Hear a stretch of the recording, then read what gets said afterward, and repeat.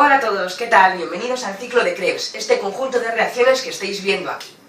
Ahora, aunque parece muy complejo, os lo voy a explicar paso a paso y desde cero, que significa que en vez de coger el esquema con todos los nombres de enzimas y todo eso y recitároslo, para que os lo aprendáis de memoria así sin haberlo entendido, os lo voy a ir explicando todo, diciéndoos las enzimas y las moléculas, cómo se relacionan entre ellas, sus nombres, que es lo que ayuda a recordarlas, y cómo se relaciona con lo que obtenemos en cada momento, viendo las moléculas y entendiendo qué pasa con ellas en cada una de las reacciones, así al final lo vais a entender muy bien, ya veréis. Bueno, empezamos hablando del ciclo de Krebs, de las cosas más importantes del ciclo de Krebs. Por ejemplo, que es un ciclo porque la molécula que tenemos casi al principio, el oxalacetato, a través de distintas reacciones, volvemos a tenerla, se regenera. Aunque la hemos convertido en cosas que no son oxalacetato, en el último paso, lo que teníamos lo volvemos a convertir en oxalacetato. Esto está muy bien porque el oxalacetato no se consume. Lo que consumimos es el grupo acetilo del acetilcoenzima A. En el primer paso juntábamos el acetilcoenzima A y el oxalacetato para conseguir citrato o ácido cítrico. El ciclo de Krebs suele ser la segunda parte del catabolismo de la mayoría de biomoléculas. Por ejemplo, con el catabolismo de la glucosa. Lo primero era la glucólisis, de la glucólisis obteníamos piruvato, del piruvato acetilcoenzima A, y esa acetilcoenzima A la llevábamos al ciclo de Krebs. Con los lípidos, pues los separábamos en componentes, unos eran los ácidos grasos, con la beta-oxidación de los ácidos grasos acabábamos obteniendo acetil-CoA que llevábamos al ciclo de Krebs. Con las proteínas, pues también parecido, acabábamos teniendo o acetil-CoA o intermediarios del ciclo de Krebs. En el ciclo de Krebs se juntan muchas vías catabólicas, pero también muchas vías anabólicas, porque algunas de estas moléculas que obtenemos, luego las podemos utilizar como base para sintetizar otras que necesitemos. Por eso el ciclo de Krebs es una vía anfibólica. Participa tanto en el catabolismo como en el anabolismo. ¿Dónde se produce? En la matriz mitocondrial de las células eucariotas, en el citoplasma de las procariotas. Matriz mitocondrial eucariotas, citoplasma procariotas. ¿Y para qué? ¿Qué obtenemos del ciclo de Krebs? Bueno, el ciclo de Krebs, esa molécula de acetil-CoA que tuviésemos, o los piruvatos de la glucólisis, los elementos que teníamos, nos los deja reducidos al máximo. Al final, lo que suelta es dióxido de carbono, moléculas de desecho de las que ya no podemos sacar más energía, y nos dará un GTP, que es energía directamente, y poder reductor, 3NADH más 3H+, y un FADH2.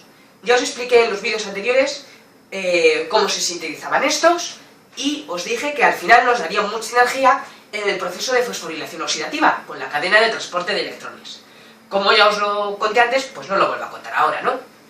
Entramos directamente en el ciclo de Krebs. Este proceso. Al principio juntábamos acetil-CoA y oxalacetato para obtener citrato. ¿Cómo era esto?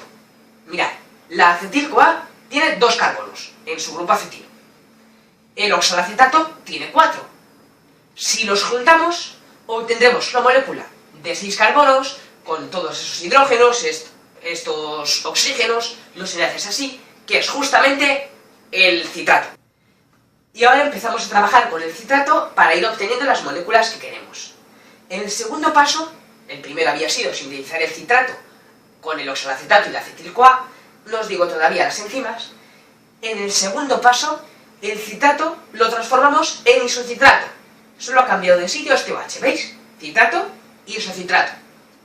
Ahora al isocitrato le vamos a hacer como 2 reacciones en un solo paso.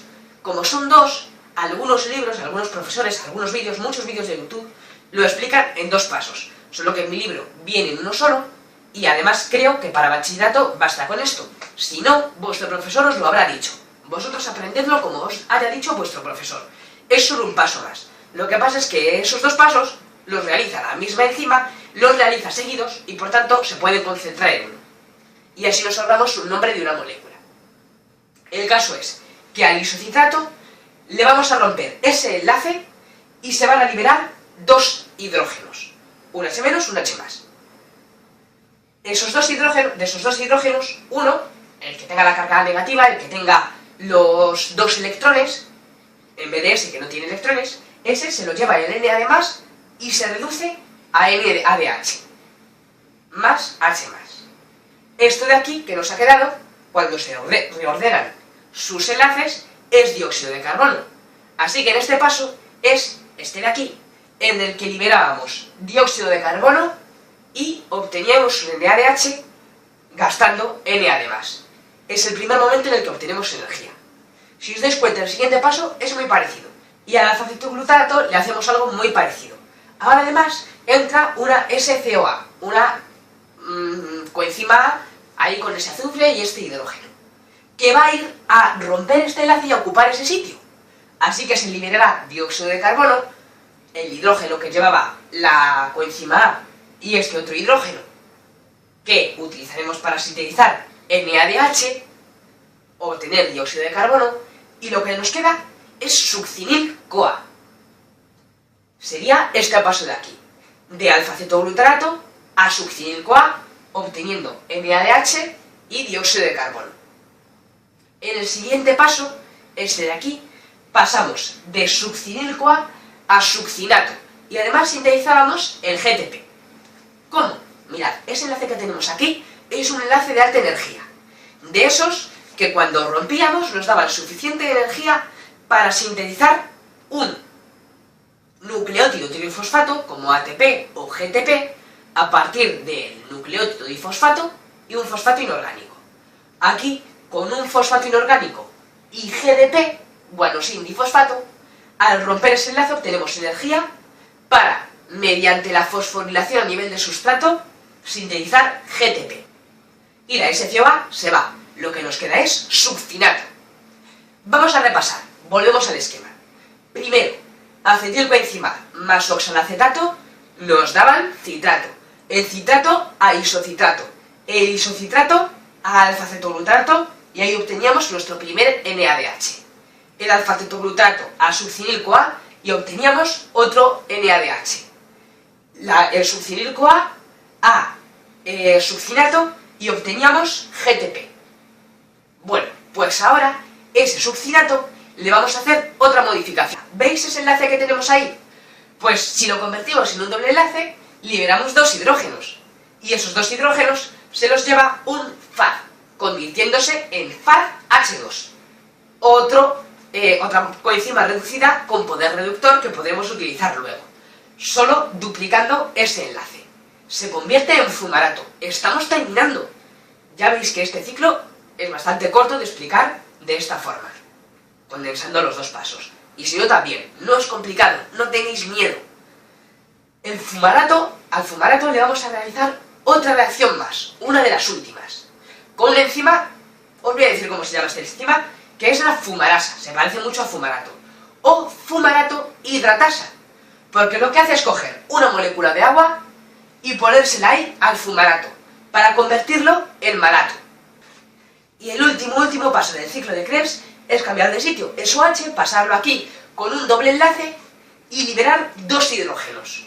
Los dos hidrógenos se los lleva un NAD+, se convierte en NADH más H+, y al final hemos conseguido 3 NADH y un FADH2 y además el GTP.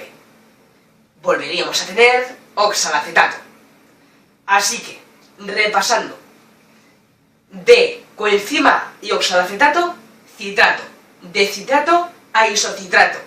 El isocitrato nos da dióxido de carbono, nos da NADH y se convierte en alfa-cetoglutarato.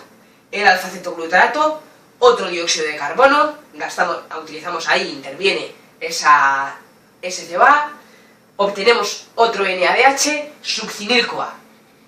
La succinil-CoA, rompiendo ese enlace, conseguimos utilizar esa energía para hacer GTP y esto se vuelve succinato. Al succinato le quitamos dos hidrógenos para el FAD que se convierte en FADH2 y este enlace se duplica. Tenemos fumarato. Hidratamos el doble enlace del fumarato y conseguimos malato. Y con el último cambio quitamos otros dos hidrógenos al malato para formar más NADH y tenemos otra vez oxalacetato. Bien, habéis entendido lo que pasa con las moléculas, ¿no? Pues ahora vamos a nuestro esquema, que es lo que al final nos importa aprendernos. aquí lo tendríamos todo. Citrato, isocitrato, alfa-cetoglutarato, ¿vale? Succinil-CoA, succinato, bien, ¿no? Vale, pues vamos a ver las enzimas que lo realizan. ¿Os atrevéis? Aquí la primera enzima, bueno, vamos a ver 4 tipos de enzimas. Son básicamente 3, pero las convertimos en 4 por la fumarasa o fumarato hidratasa, que es de otro tipo. Estas enzimas son isomerasas, deshidrogenasas, entran cada vez que sintetizamos una coenzima reducida, porque son las que se encargan de quitar los hidrógenos para que las coenzimas se puedan reducir, y las sintetasas. El esquema, ahora solo con las enzimas, quedaría así. Acetilcoenzima y oxalacetato con una sintetasa a citrato. Citrato con una isomerasa a isocitrato. Ese cambio lo realizaba una isocitrata, una isomerasa, y se pasaba a isocitrato. El isocitrato a alfa-cetoglutarato con una deshidrogenasa. El alfa-cetoglutarato a succinil-CoA con otra deshidrogenasa. Succinil-CoA a succinato con una sintetasa. Succinato a fumarato a malato con una fumarasa o fumarato hidratasa. Y malato a oxalacetato otra vez con una deshidrogenasa. ¿Bien? Y ahora, para entender por qué cada enzima actúa cuando actúa, vamos a ver los productos que obteníamos. ¿Veis? Las deshidrogenasas, cuando se quitan hidrógenos para obtener coenzimas reducidas. La fumarasa, aquí en el paso de fumarato a malato, porque la fumarasa es fumarato hidratasa, y era cuando se utilizaba agua para hidratar el fumarato y convertirlo en malato. Y luego teníamos las sintetasas. Así que NADH, NADH, GTP, FADH2, NADH. NADH, NADH, GTP, FADH2, NADH. Esos son los productos energéticos que obtenemos. También ahí, en esos 2 primeros NADH, dióxido de carbono. Aquí liberábamos la coenzima. Bueno, lo estáis entendiendo todo, ¿no? Vamos con los nombres. Esta primera enzima, la que fabricaba citrato a partir de acetil-CoA y oxalacetato, en el primer paso, en una sintetasa, es la citrato sintetasa. Por eso, porque sintetiza citrato. Luego, de citrato a isocitrato, no hay una citrato isomerasa, como podría parecer. Es una isomerasa, pero se llama aconitasa. La aconitasa se llama así porque, si recordáis, aquí teníamos el citrato, y para pasarlo a isocitrato, cambiábamos de sitio SOH. Vale, pues durante el momentito en el que SOH lo hemos quitado de aquí, pero aún no lo hemos puesto aquí, esta molécula es aconitato. Por eso la enzima que hace eso se llama aconitasa. Y ya tendríamos el isocitrato. Luego el isocitrato lo deshidrogenábamos para pasarlo a alfa-cetoglutarato. Y aquí es cuando entraban esas deshidrogenasas. Las deshidrogenasas son súper fáciles de aprenderse. Siempre son no sé qué deshidrogenasa, donde no sé qué es el nombre de la molécula a la que deshidrogenan. Por ejemplo, este paso lo realizaría la isocitrato deshidrogenasa, porque pasa de isocitrato a alfa-cetoglutarato deshidrogenando el isocitrato. Isocitrato deshidrogenasa. Y esta otra, de alfa-cetoglutarato a succinato, es la alfa-cetoglutarato deshidrogenasa. Deshidrogena al alfa-cetoglutarato. O sea, de isocitrato a alfa-cetoglutarato, isocitrato deshidrogenasa. De alfa-cetoglutarato a succinil-CoA, alfa-cetoglutarato deshidrogenasa. Y ahora, de succinil-CoA a succinato, la enzima que es una sintetasa es la succinil sintetasa. Cuidado, hay 2 puntos aquí, en este ciclo, donde hay que tener cuidado de no confundirse. Ahí con la aconitasa, de no decir que es una citrato isomerasa, y aquí, entre succinil-CoA y succinato, no hay que decir que es una succinato sintetasa, aunque sería lo que podría parecer, teniendo en cuenta que ahí era la citrato sintetasa. Pero las sintetasas, en el ciclo de Krebs, no son directamente, no toman el nombre de la molécula que viene después de ellas. Aquí lo que pasa es que esta es una reacción reversible, y esa misma enzima también puede pasar de succinato a succinil-CoA.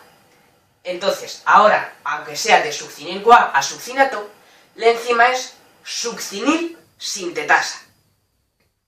Repasando, de acetil-CoA y oxalacetato. Acitrato, ¿cuál era? Citrato sintetasa.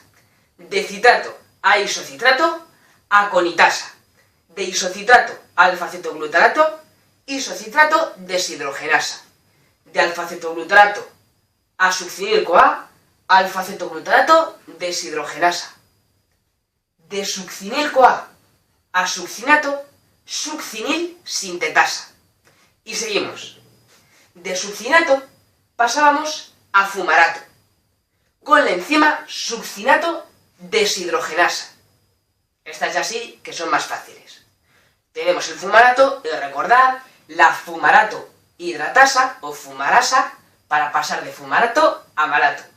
Y aquí venía la última deshidrogenación, con la malato deshidrogenasa y volvemos a tener oxalacetato. Una vez más, ahora completo. Venga.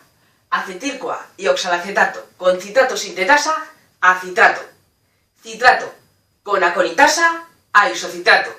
Isocitrato con isocitrato deshidrogenasa a alfa-cetoglutarato. Alfa-cetoglutarato con alfa-cetoglutarato deshidrogenasa a succinil-CoA. Succinil-CoA con succinil sintetasa a succinato.